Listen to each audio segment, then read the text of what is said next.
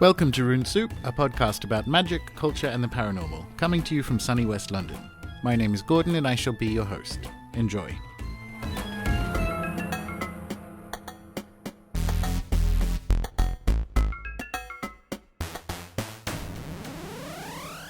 Today on Rune Soup, I am very fortunate to be speaking to Rock and Roll Hall of Fame musician and author, most recently of Secret Teachers of the Western World, Gary Lachman.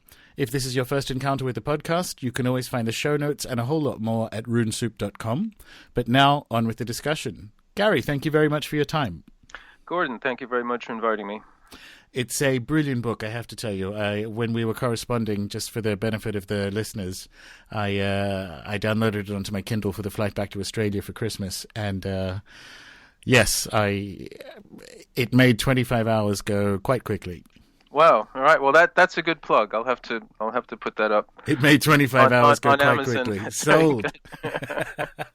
No, what can I say? No, I'm very glad that you enjoyed it and you liked it, and I was glad when I heard from you that you had. So fantastic. Well, typically, Gary, with this podcast, we start with a question that I ask everyone, which is, Gary, were you a weird kid? I guess. I mean, I don't think it was too weird, but I don't know. I mean, I was early on interested in books and all that sort of stuff when most of the other people around me weren't. And I guess it was even a bit threatening to my parents. I mean, they were, very hardworking, working class, people who didn't have, much of reading and culture and all that. And it just sort of set me apart at a certain time. But I wasn't Kafka or anything like that. I mean, I was into comic books. That was the big thing that got me started. In fact, at one interview, someone had asked, how did you get started doing all these things? And I had said that there was a character called Cosmic Boy, who was a member of the Legion of Superheroes. That they appeared in the back of Superboy comic books, or I think Adventure comic books. In any case, I remember asking my sister when I was about 5 years old what cosmic meant, and she didn't know. Neither did my parents. So you can say I've been, spent the rest of my life trying to find out in some way. But yes, I was very much interested in all that comic books, and then after that, science fiction and fantasy, and the Conan books and H.P. Lovecraft, and so I pretty much bought that kind of approach to life fairly early on. So when did you start reading Lovecraft? Was this high school? Was it? I mean, yeah, it must have been probably about 69 or something like that, late 60s, early 70s, when there was this whole in the States. Ballantine Books put out a series of paperbacks of his stories and at the novels, at the Mountain of Madness, the novels, and so on. And then I'd also been very much into what was called adult fantasy, and doesn't mean what you might think it meant. But Ballantine put out these wonderful paperbacks, this adult fantasy series that was edited by someone named Lynn Carter, who's a writer himself.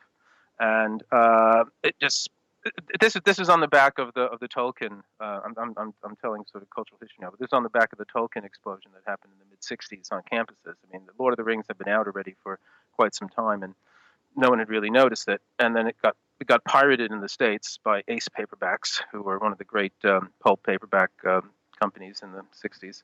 And then Tolkien had a hustle to get the copyright in the States, and then Ballantine put out a authorized edition, and this became a big campus bestseller.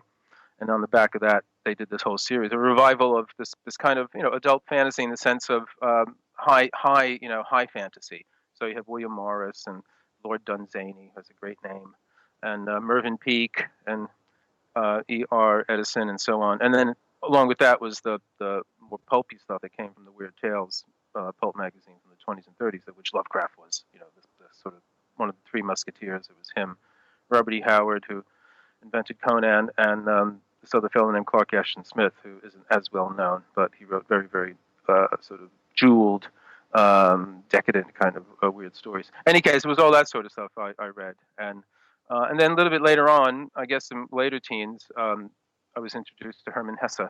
So this would have been about, 70, 71.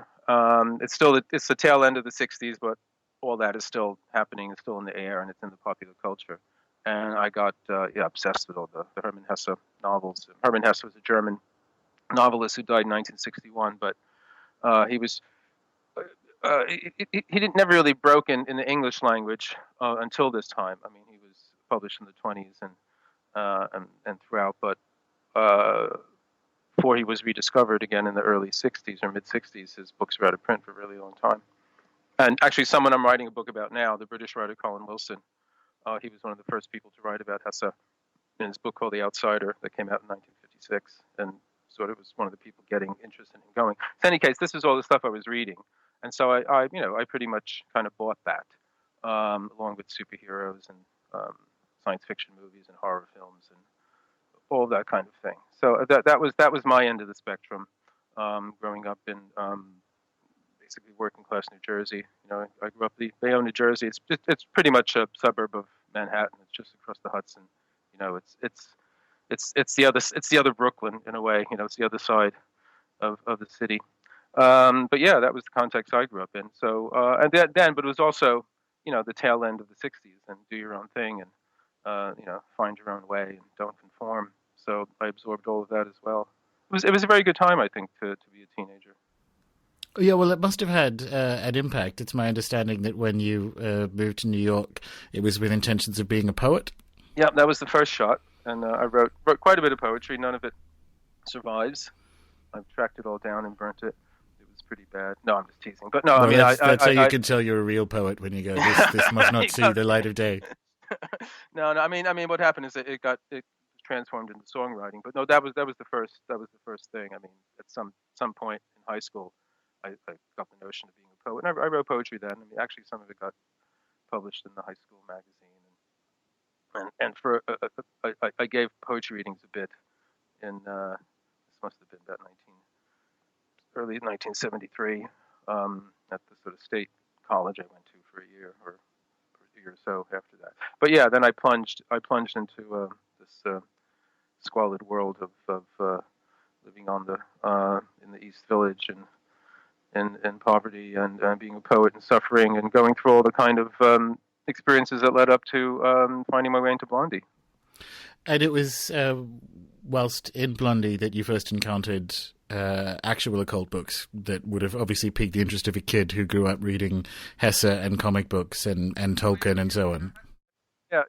No, I mean, yeah, it hit me at the right time. I mean, I hadn't, I didn't have an interest, like a real interest in the supernatural before that. It was in the context of the weird fiction and so on. But kind of real books about ghosts and spooks like that didn't interest me that much. But the thing with the book I read at the time, and again, it was Colin Wilson, this book, The Occult. First it was, it's a very well written, history narrative, good page turner. But he approached it from basically existentialism. Not that I knew a great deal. I mean, I'd read quite a few books already about it, but I mean, it was new what he was bringing in, and it was all about consciousness and mystical experiences and all this sort of thing. And it just was, a gripping read. And then where I was living with Christine and Debbie Harry in this Bowery, and this loft on the Bowery, just a block or so away from CBGB. One of the people who shared the loft space, it was 3 floors, was this very wild, flamboyant artist who was into magic and Crowley, and he had the Crowley tarot cards that were very rare at the time, this Thoth tarot deck, and he used to do these paintings based on those. And he just had books of it around and would sort of talk to me about it and all that. And one book was Diary of a Drug Fiend, which, obviously that was a cool book to read because it was about drugs and so on and so on. And it just sort of, I just kind of went for it. It just looked really interesting. In a way, it was kind of combining the superhero aspect of my youth when I think about it. The kind of, the way it's dressed up and the superpowers you're supposed to get when you're a magician. And the more spiritual or deeper or whatever, hermetic kind of side. So, I mean, I first went for it as enthusiastically as I did for, say, Conan and the stuff I was reading, before. And the scene, I mean, New York in the 70s, did you ever swing by Herman Slater's Magical Child? The Bowery's not that far. That was later on. Magical Child, the place I went to was the old Weiser's bookshop in Cooper Union. That's not there anymore.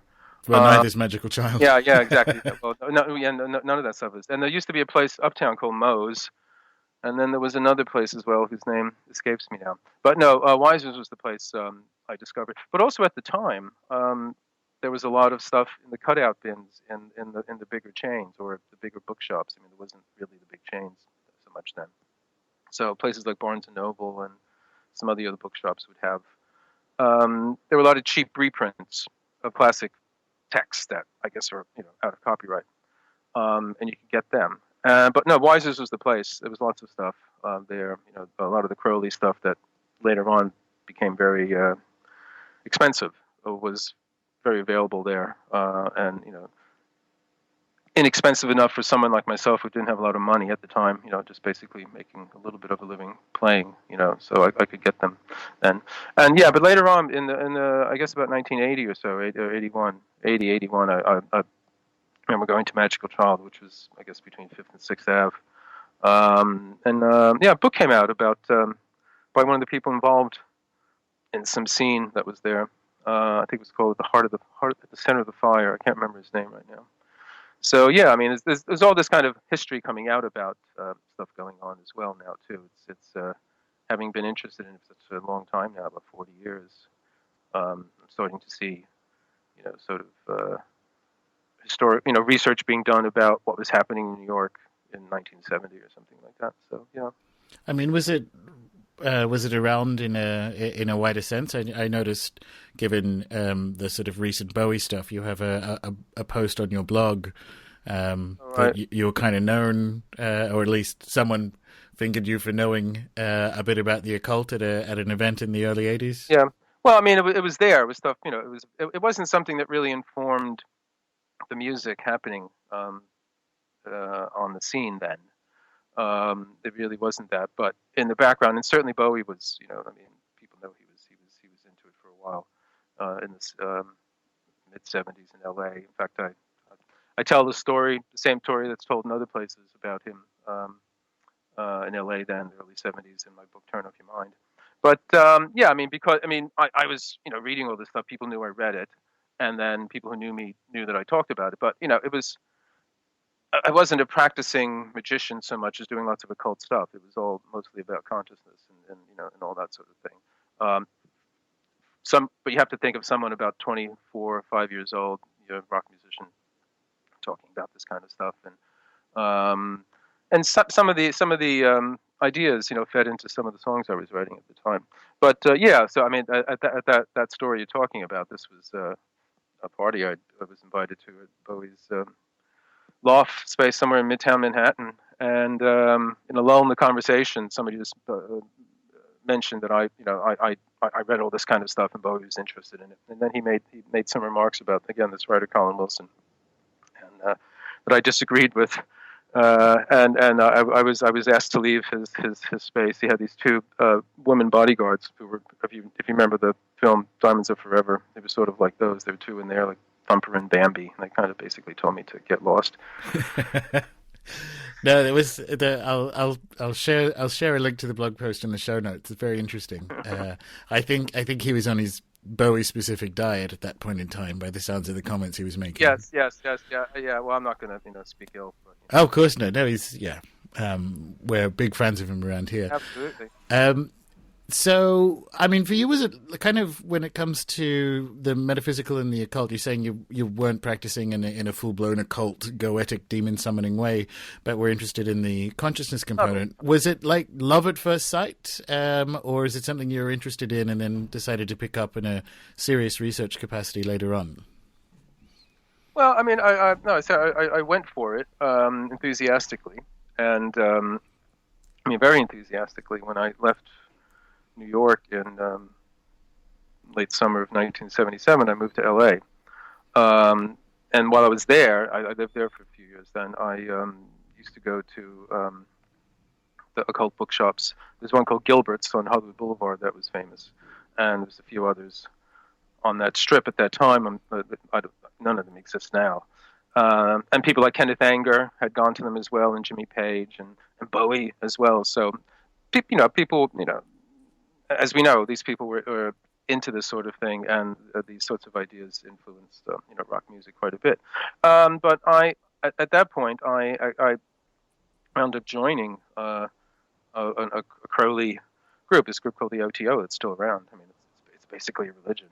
And another less public group at the time, and this was through.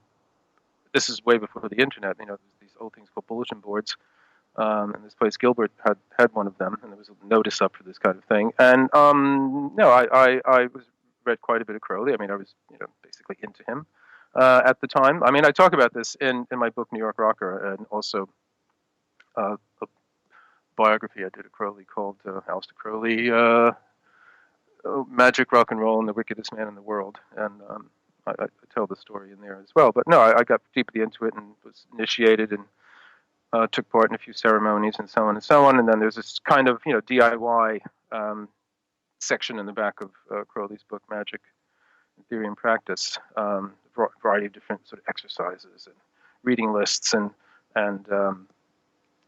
rituals and so on that the aspirant needs to do. So I was doing my share of those and all that, and that went on for a bit. I don't know, maybe about a year in total, but eventually sort of lost interest and basically outgrew it.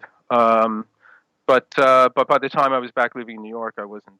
I had sort of cut my Crowley ties and wasn't really into it then. And again, I was more following this sort of approach that Colin Wilson was doing, which is philosophical, but also he brings everything. He brings lots of things. He reads everything and finds connections between a variety of different ideas and insights and speculations, and he has his own particular take on consciousness and so on. And it was more along those lines. But other people I explored in depth were Gurdjieff. I was involved with Gurdjieff work for a while. I don't know if you know who Gurdjieff is. He was this rather enigmatic, Armenian Greek,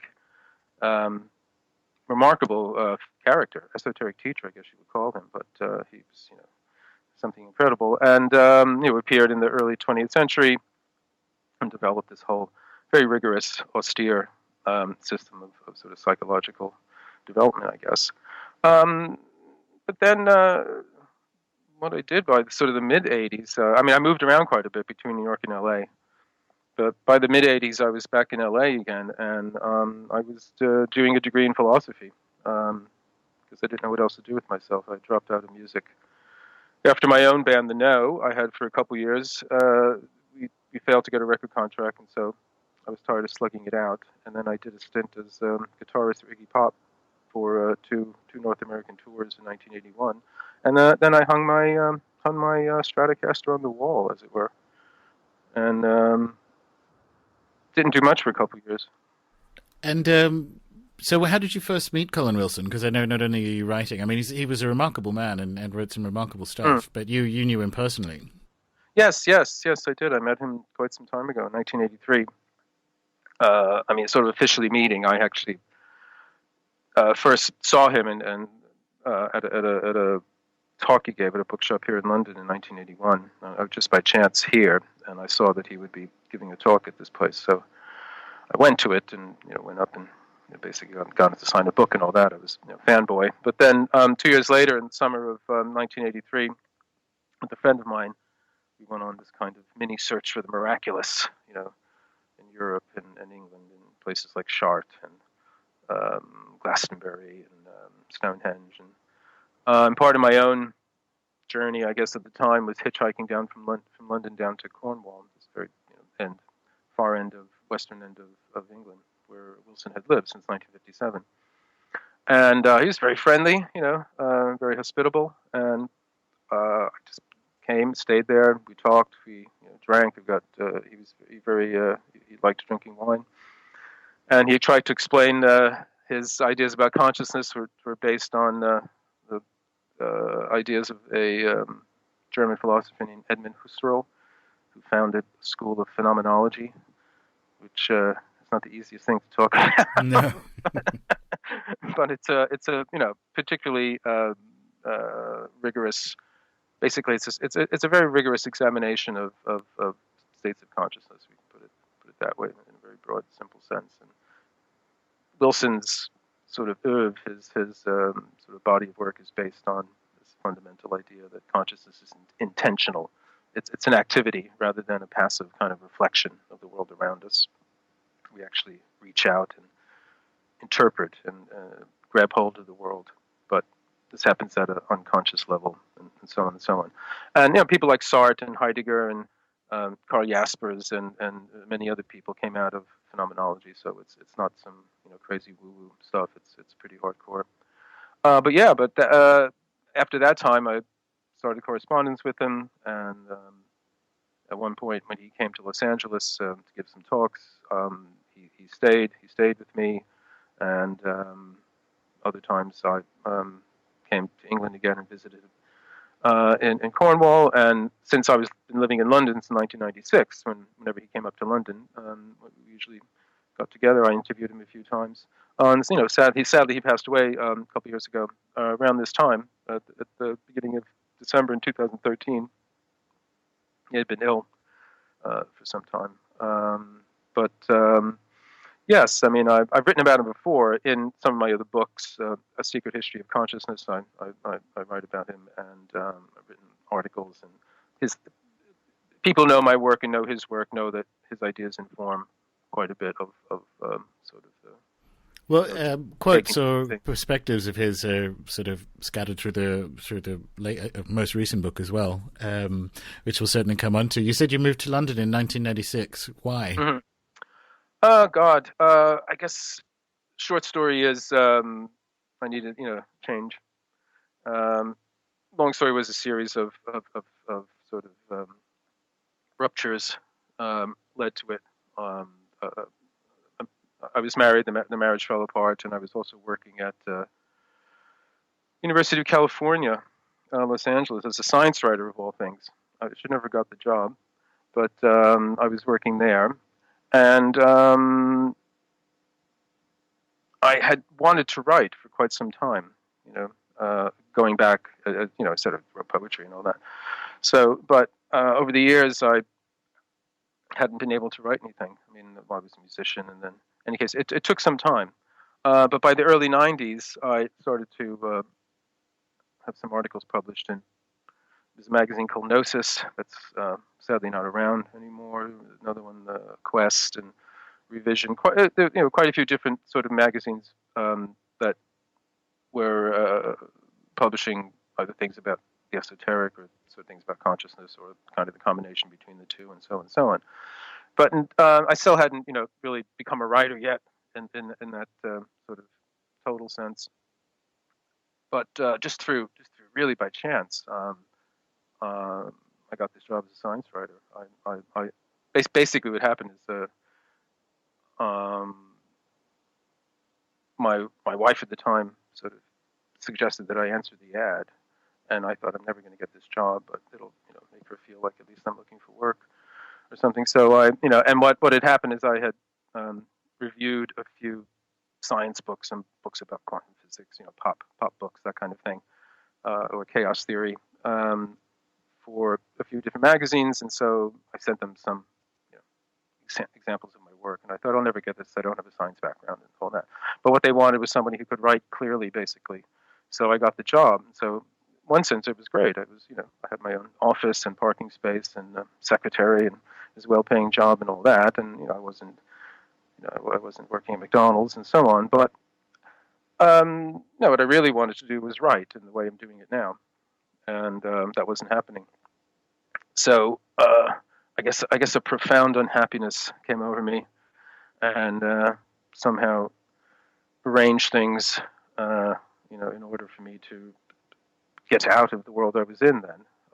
And so through the collapse of the marriage and then having to leave the job, I just decided. Well, what really happened is I decided to go to something called the Rosicrucian Conference that took place in a little town called Český Krumlov, near the Austrian border with Czechoslovakia.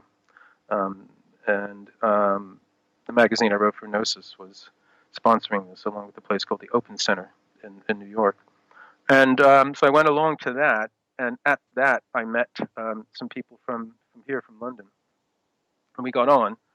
And I basically told my sad story about, the marriage breaking up and so on and so on. And basically said, well, if you want to change the scenery, why don't you come here, come to London, we'll put you up for a while or something like that. And so I went back to LA, and I decided to do that.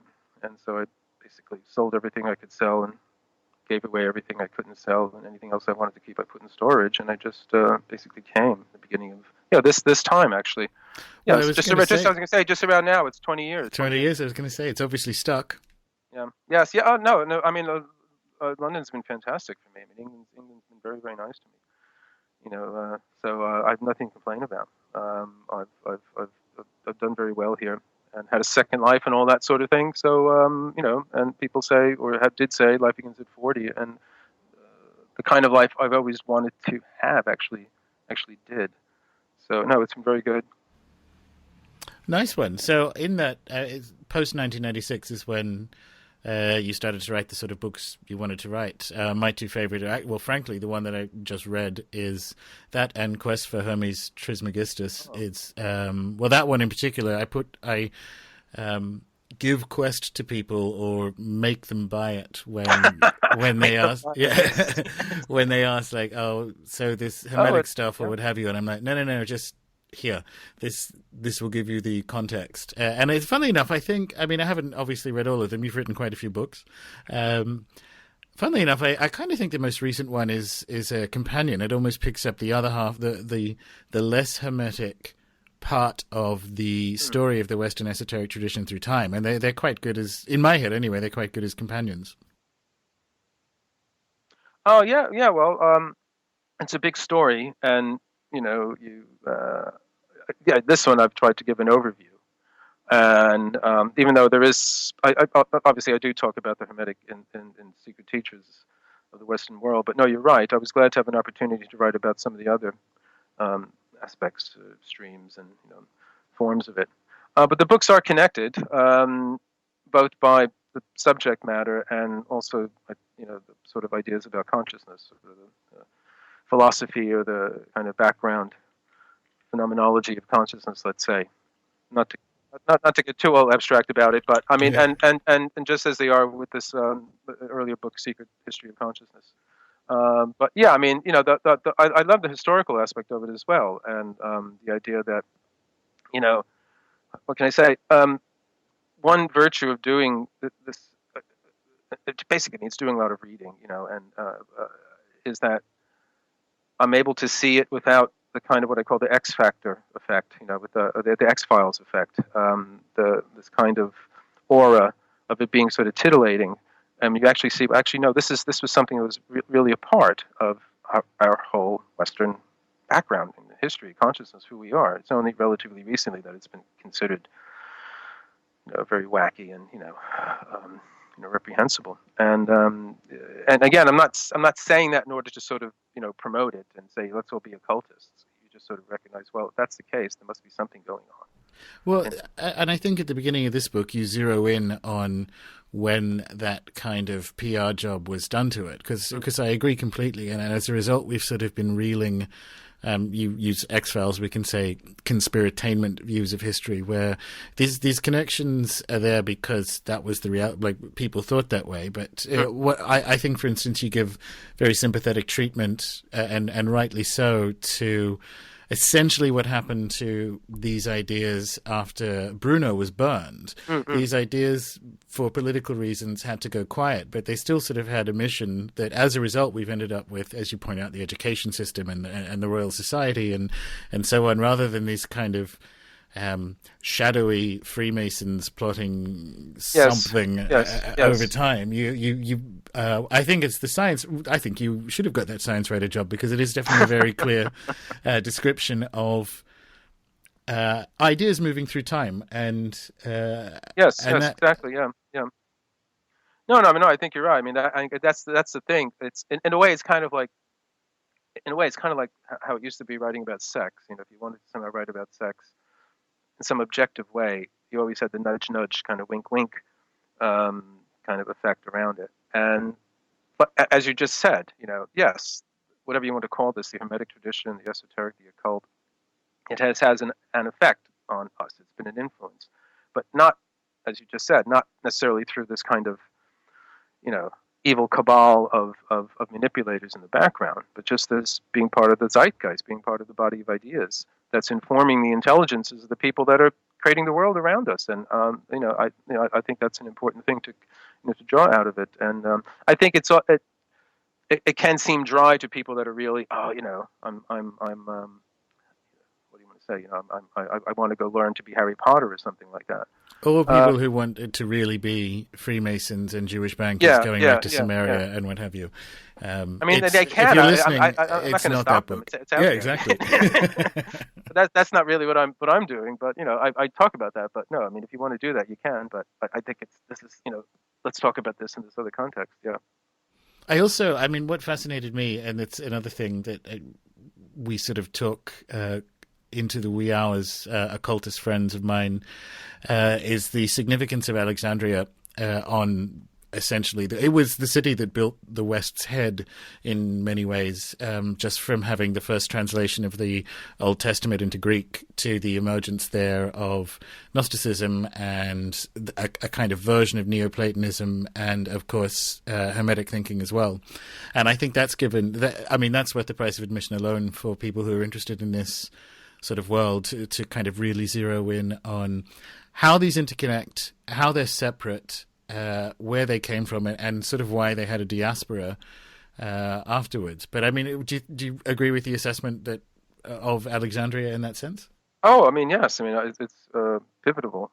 Pivotal, if I have to, resort to a platitude. I mean, yes, it is. I mean, no, absolutely. I mean, it's again, it's one of those things that you know about, to an extent, but then you do reading in there. And then you see how important it really was, and what a loss the library was remains. Yes, and again it's much like our own time now. You have a marketplace, a spiritual marketplace, a variety of different teachings and so on and so on. You have the kind of multiculturalism. I guess you have the tensions with that as well. And there's a kind of edgy feel that was about Alexandria too. It seemed there always seemed to be something. That kind of brilliance would had to in some way attract something else. And yes, the diaspora, the whole. I mean, and again, but that theme is something that is part of the tradition as well. You also have the Rosicrucian, diaspora. You have the sort of esoteric Exodus, Rosicrucian diaspora later on. They all have to split up and go out into the world and whatever, try or succeed or not, and so on, and much like as you said from Alexandria. And yeah, it is remarkable when you see, well, yes, this just lines up. These ideas got carried down. So and so read them. He passed them on to that one. He went to this one. Oh yes, and that's why we have stained glass windows in the churches. That sort of thing to me is remarkable too. Well, that piece was interesting, actually. Do you want to? There are things you can point to in our own world. Yeah. With regards. I was going to say there are things we can point to in our own world that are. I mean, to the stained glass windows. Yeah. Do you want to put some context around that? Because that was actually quite an interesting component to the book. Why do we have stained glass windows, Gary? Well, as far as I can tell, they came from the philosophy of someone who's called Dionysius the Areopagite, who we don't really know who this person was. He's the author of a series of books that combined Greek sort of metaphysics, Neoplatonic metaphysics, with rising Christian theology and doctrine. And he existed in Syria in about the 500s, and he was confused with a Dionysius that is converted by St. Peter in the Bible, and then with another Dionysius who's the patron saint of France. But we don't really know who he was. But these books were an important, these texts were an important crossover between the declining pagan worldview and the rising Christian. and they mostly dealt with the sort of the celestial hierarchy. Basically, what Dionysius Areopagite did was take the Neoplatonic idea of a hierarchical kind of ladder of being, the old idea of the great chain of being, where you have the Godhead at the top, and then below lesser and lesser kind of manifestations of reality, let's say, until you arrive at our own world here of nature and time and space and the external world and so on. And what Dionysius did was take that model, which had been used by many, many people before. It permeated basically the whole mind of the West for thousands of years, and wedded it to the whole Christian hierarchy of angels and archangels and seraphim and cherubim and thrones and so on and so on. And all of that got incorporated into the early church. And part of the history of the early church was this kind of struggle to either hold on to or get rid of this Neoplatonic kind of thing. But part of the whole symbology of it was God as an emanation of light. God is not manifest. God is beyond any kind of physical manifestation. But the closest thing to God in the manifest world is light. And so when the abbot who decided to rebuild Saint-Denis, he wanted and develop, basically it developed the Gothic style. What he wanted to do was be able to incorporate windows into the churches, which weren't a part of the earlier Romanesque churches. They're much more stocky. They're much more like a fortified, almost half castle, half church. But the new Gothic churches, in order to have the windows, they had to have thinner walls, and this meant the flying buttress and all this. So all this innovation came from the idea that the churches should be able to let in as much light as possible. And then they developed the technique of the stained glass. And so you had, this is, an early, what do you want to call it, sort of sensory enhancement or sensory altering or consciousness altering environment that the early churches were, the early cathedrals, the Gothic cathedrals. That's why, again, they are such remarkable things. And when you know the history around them, it's just incredible that, so yes, but that's the idea. So when you see stained glass windows in churches today, it's from this philosophy. It's from the idea that God is, God manifests in the physical world as light.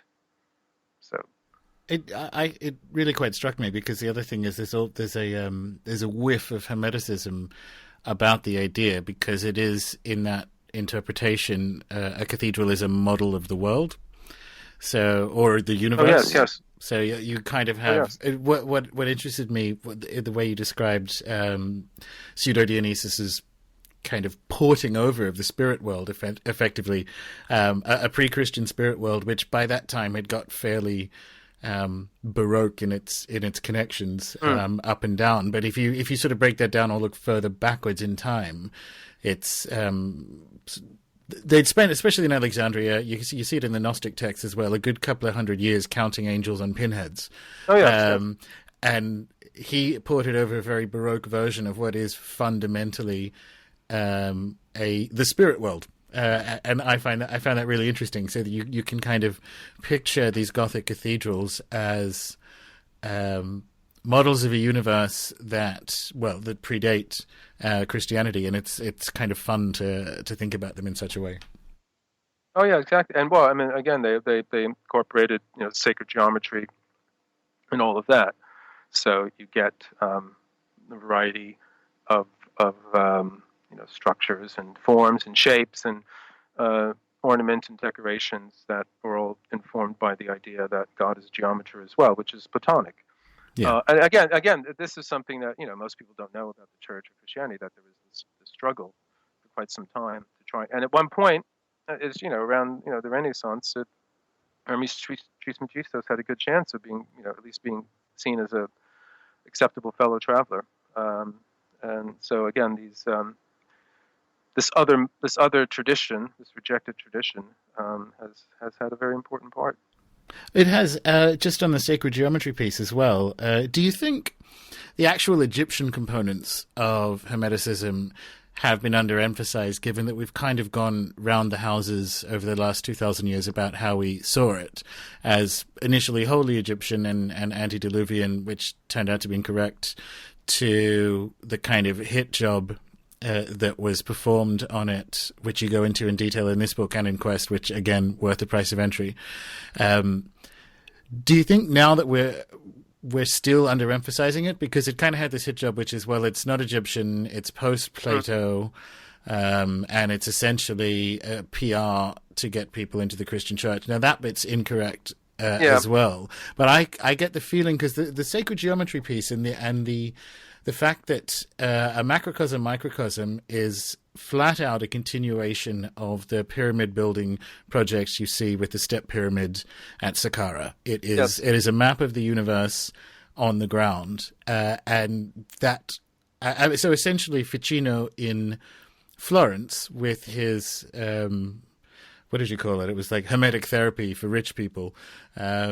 What he's doing there when he's creating the music and putting nice flowers somewhere and building his little talisman, he's essentially performing a very small version of the building of the step pyramid at Saqqara.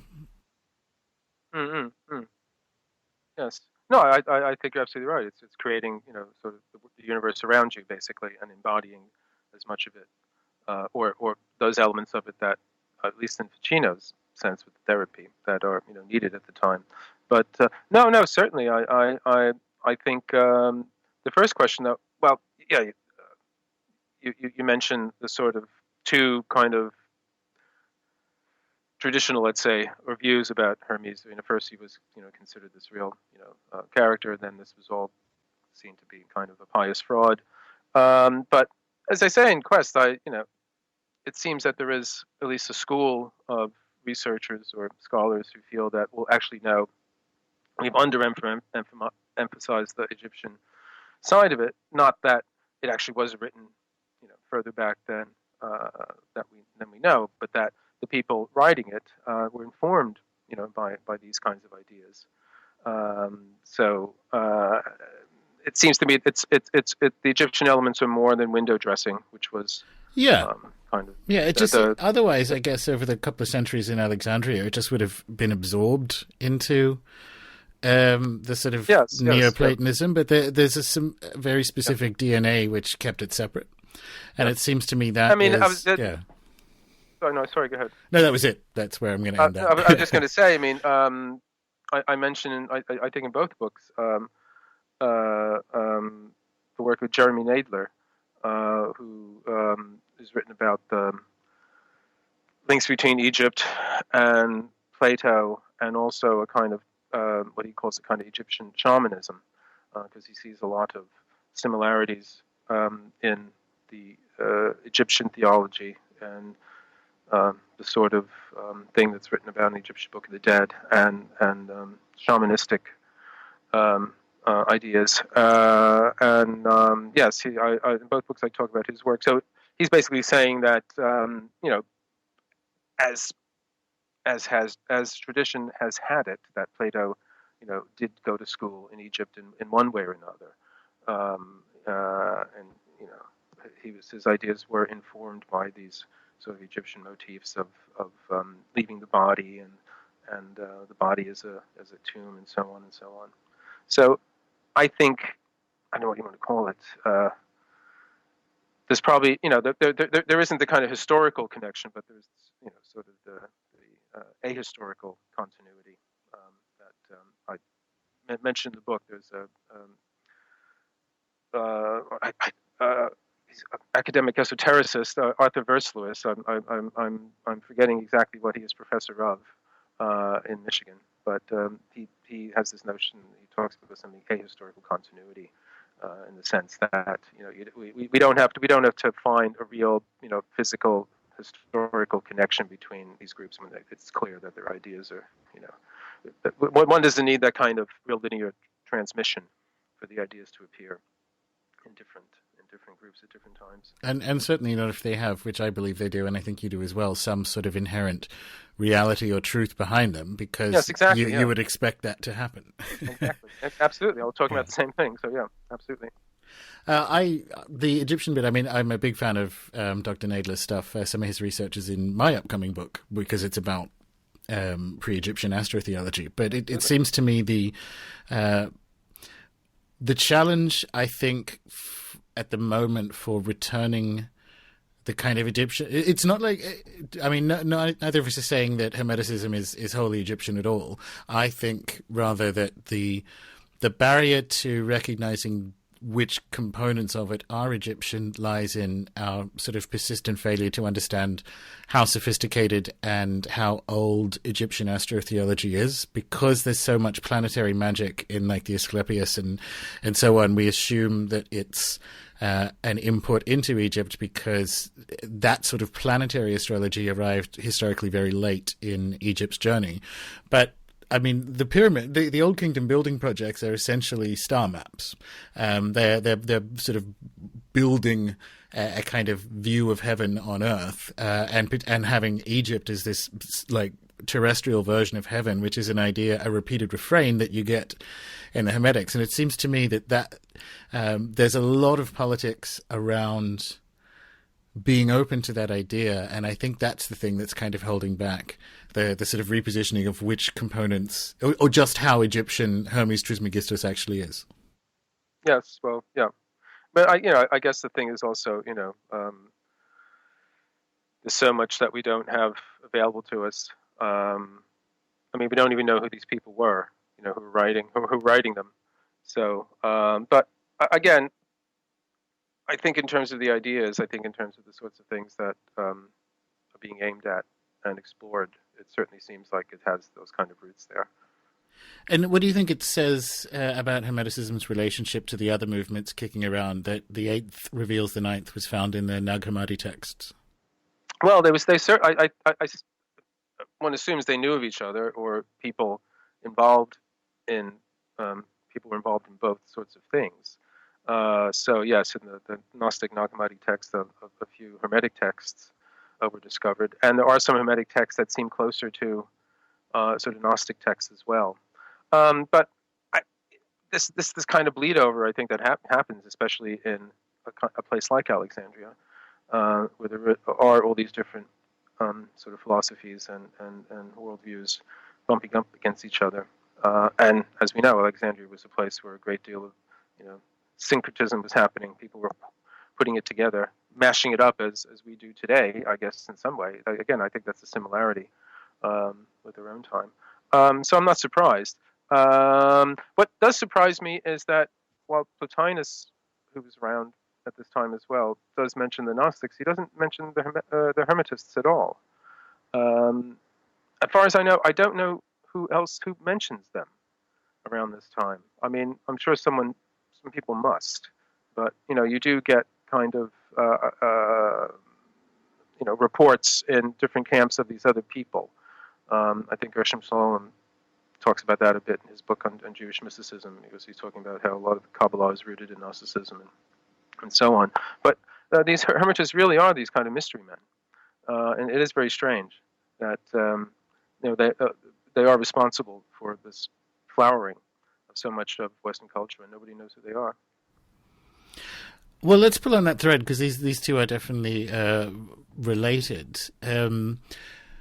We have the absence of evidence problem, which is there's a tendency to overemphasize the texts we do have because we have so few of them. And it seems, particularly when you look at, which you touch on in Secret Teachers, particularly when we look at the sort of latest biblical archaeology and research into the first century of the church, and whether or not Jesus existed as a physical being, or whether he had a kind of Trismegistus astral component, you get the sense, particularly with the Gospel of St. Thomas and so on, that there was a lot of channeling going on, and there are a lot of texts flying around that are probably useless. Oh, not useless. They're probably that kind of very 70s channeling sense. And I think that's when you look at Nag Hammadi and you see Eighth Reveals the Ninth in there with some Jesus stuff and things that sound like they're talking to him in a room, but other people can't see him, which just sounds like a seance to me. And I just get the feeling with some of these that one of the reasons that we've had such trouble working out who they were or even how they think is that a lot of these are essentially the transcriptions of a seance, and there would have been thousands of them. And to try to get your hands or head around an idea of... but let me back this up. I think the only continuity we can be confident of is that they were doing a lot of this ecstatic channeling, direct spiritual experience work, and the texts themselves are the kind of clumsy side effects of it. Right. Well, it's kind of like a action painting. Yeah. In a way. Yeah. No. I mean, that makes sense. I mean, they're not. The thing with the Hermetic texts is that they're not very polished. I mean, they're effective. They're ecstatic.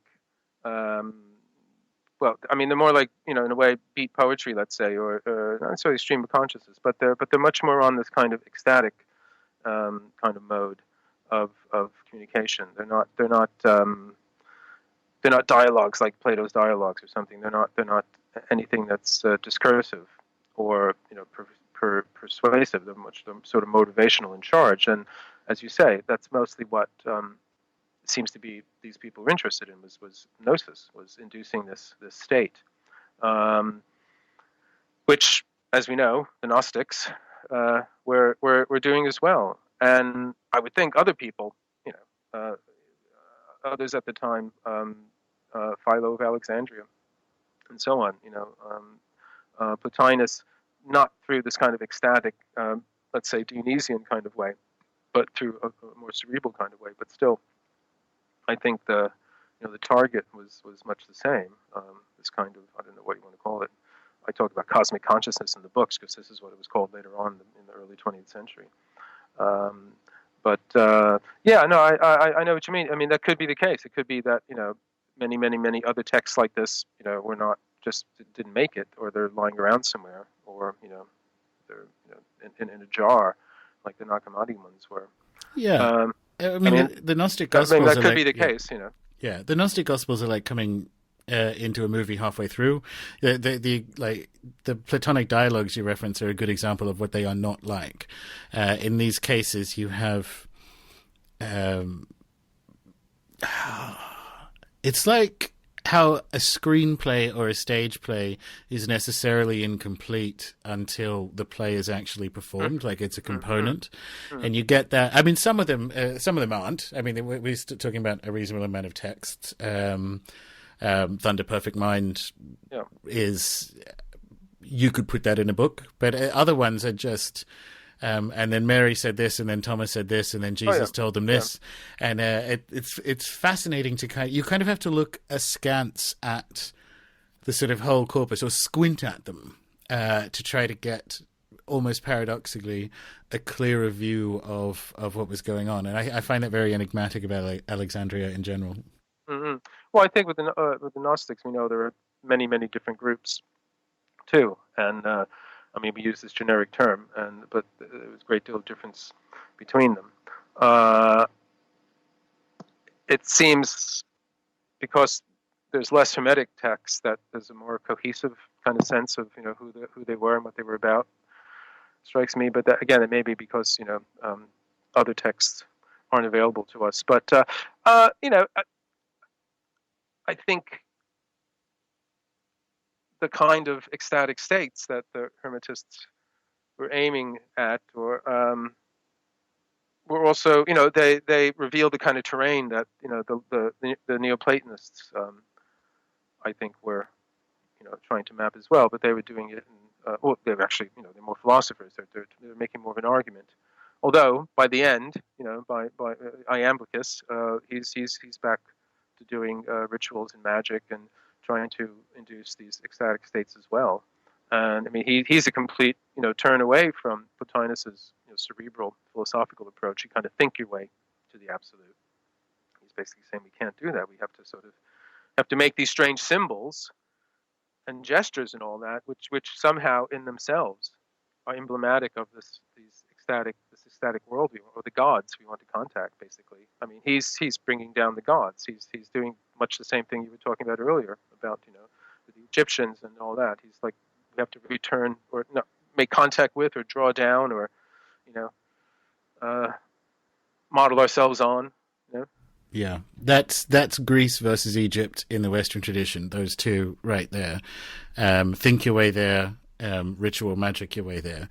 The Greek thing about something becomes true because it wins a debate. I think in Iamblichus you can kind of see that can only get you so far, and experience is paramount, which is a very Egyptian idea of kind of securing that immortality whilst alive. Yeah.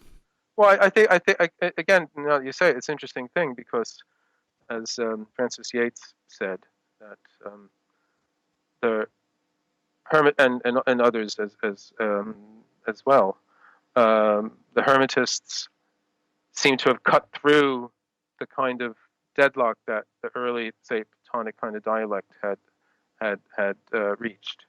By their time, it was this kind of nitpicking going on with all the philosophers, and to get past this kind of the noise of words, which basically meant Greek dialectics, was to have this ecstatic experience. And same sort of thing, we can maybe say happens later on with at the end of the Neoplatonic tradition, a couple centuries later on, when again there's a return to something that transcends or cuts through or ignores the whole kind of dialectic argument in favor of some kind of direct, bang, kind of some kind of presence. And that can even, to me, it seems that could even I can see where Christianity could take over after that, because that's what it was offering as well, not so much in a magical way, but in this kind of way of giving over the confusion, the perplexity, over to this belief in Jesus, And whatever that was at the time, I kind of lean towards its magical efficacy. Like when I think of Western Europe, well, the British Isles, but I think of how difficult it would have been to change the minds of these sort of beheading, raping, pillaging pagans. There's sort of the Irish bishops coming over would have to have had some pretty good magic on a shamanic level. Yeah, sure. Because that is how you convince people who live in a magical world that your magic and your God is better. So there's certainly a piece. Christianity, what fascinates me about it is that it kind of came through, or it came through in pieces. So it was quite popular, and I actually think it's not just the providing peace of mind from the sort of Baroque nonsense, but I do think its targeting of lower socioeconomic groups was very successful. But then it kind of had to back up and sort of win the argument after it had won the war with Christian apologetics and so on. So it's weird that it's almost like the magical tech came through first, and then the justification was plugged in afterwards, which is why it looks so well. That's bizarre.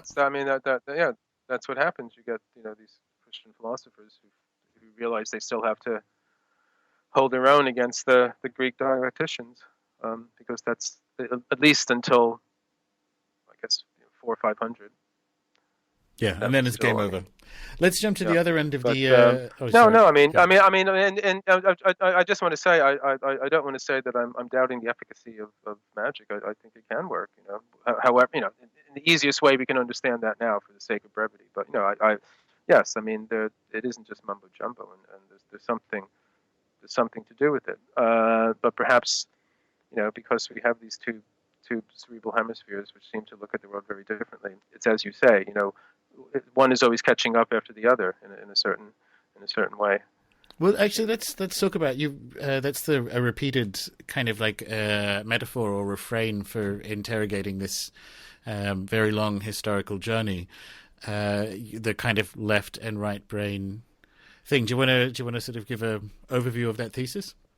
Well, what the why I came to write the book is because I read a remarkable book called The Master and His Emissary by Ian McGilchrist, who is the sort of neuro psychiatrist and English scholar.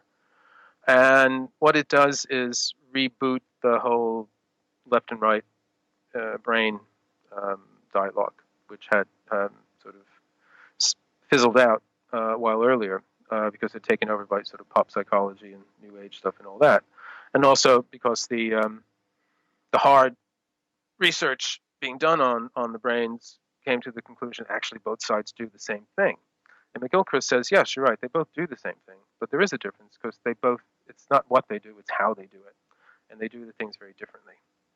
And to put it sort of simply, the right brain, McGilchrist says, is primary. It's the earlier brain. It's the older one. And it presents the world as this kind of living whole, this kind of total picture of things. And it, because of that, its view is connected and rich and meaningful, but it's a bit hazy. It's full of what he calls implicit meanings. And what the left brain does, which the right brain developed, let's say, or developed over time, it unpacks the kind of more vague, implicit, implied kind of connections that the right brain presents.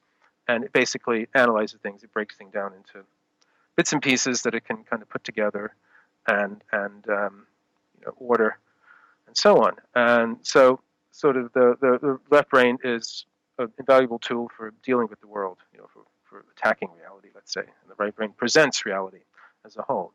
And McGilchrist says, in our own history, the two seem to have been in this kind of rivalry, each sort of inhibiting the other's excesses.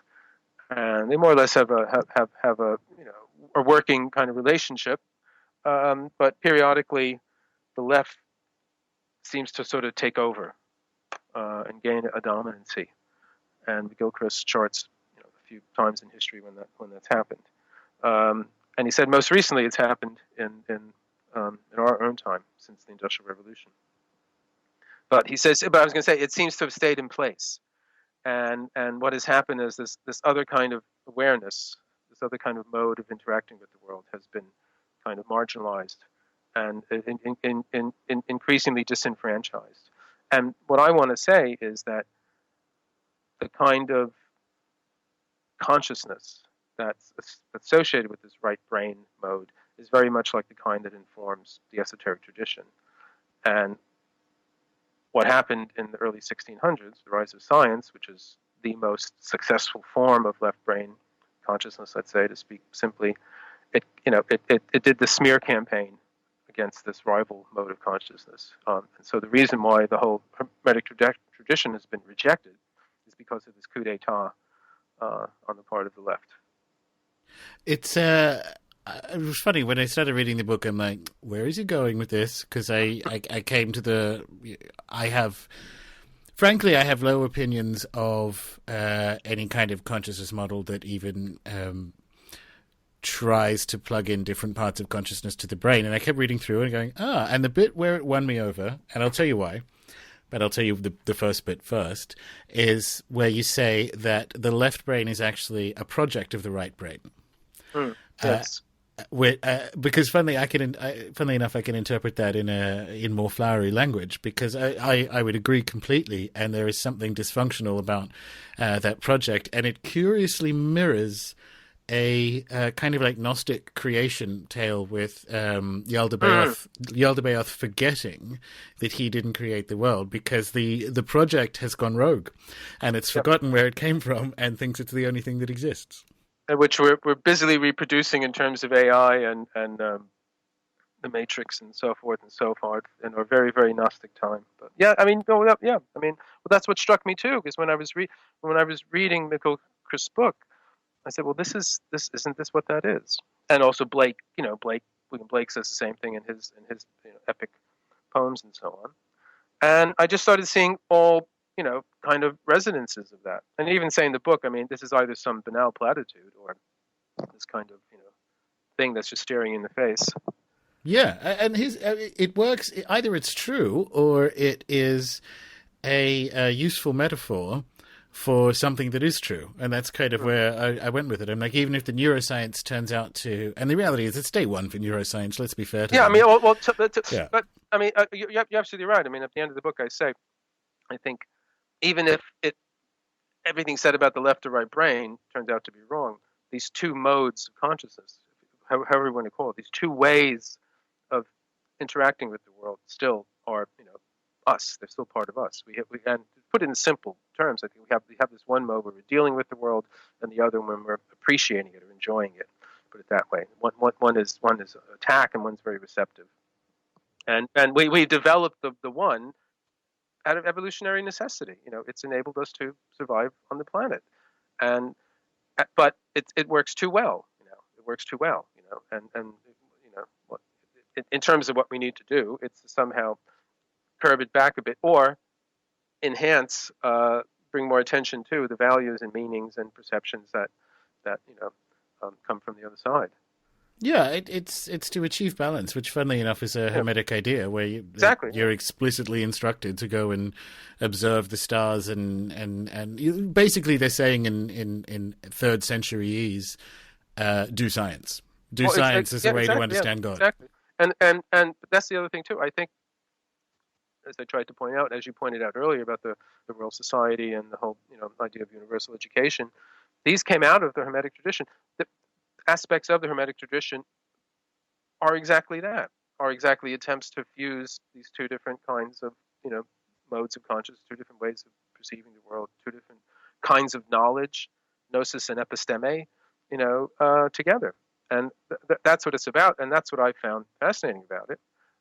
Because you can see it in action. You also see it in action in billboards for esotericism, like the Tree of Life. We have the two pillars and the middle pillar, obviously yin and yang, all that sort of stuff. Jung has this notion that he calls a transcendent function. Two different opposing kind of ideas or forces are transcended by something that's greater than the both of them, and so on. Similar motifs and themes, echo down the halls of esoterica and all that. And it just struck me as like, well, whether all that depended upon our having two brains, or whether our having two brains is another expression of that, just as Jung famously said, the penis is just a phallic symbol. That in a way that doesn't matter, but just recognizing the polarity and the tension strikes me as important. Well, it is important. It was a remarkable insight and a really fascinating way to kind of frame the story of these secret teachers. So yeah, congratulations. It doesn't have pages. I have a Kindle version, but it was an absolute page turner. Oh my God! Can you think of the future when no one will know what that means? Have you got a Kindle? Have you actually tried? I don't have one yet. It's not that I'm not against it. I'll tell you the truth. I write so much. I never get around to doing anything. Well, I'll convince my children to buy me one. Yeah, don't rush. I'm an uneasy Kindle owner because of travel. But the latest ones have this. It's like downloading it into the Matrix. You have this sort of word count thing where they flash one word up on the screen at once, and you end up at about 550 words a minute. And it's weird. You can't do it for more than 15 minutes, and you just kind of lie there holding this glowing rectangle in front of your face, and it's like a Clockwork Orange or something. I didn't do that with the book. It turns out you can't do that on planes. But no, I much prefer physical books, but needs must. I'm sure whichever way people get it, it is an absolute highly well and truly recommended read, and you are definitely to be congratulated. It's 80 minutes. We oh, there you go. I wanted to talk about Blavatsky. I've got like 10 questions. I'll have to do exactly. Have to do another time. I'm happy. No, this has been a pleasure. What can I say without sounding, patronizing? But it's very, very, very intelligent questions, and it's refreshing. Well, thank you very much. My pleasure. Absolutely. How's that for some brain food then? Hermeticism, Neoplatonism, the 1970s New York occult scene, Colin Wilson, something for everyone. If you liked what you heard and you've not yet experienced the good Mr. Lachman's books, then may I unhesitatingly recommend his latest, Secret Teachers of the Western World. I'd add The Quest for Hermes Trismegistus to that as well, one of my favourites, and definitely keep an eye out for his Colin Wilson biography in the coming months. And if you really liked what you heard from this episode, then please do subscribe in iTunes, Stitcher, Pocket Casts, or on YouTube. Let me know what you thought of this week's show by leaving a comment on the blog at runesoup.com or at the Facebook page, facebook.com/runesoup. Or you can chat to me directly on Twitter, where I am Gordon, Gordon _ White, WHITE. Until next time.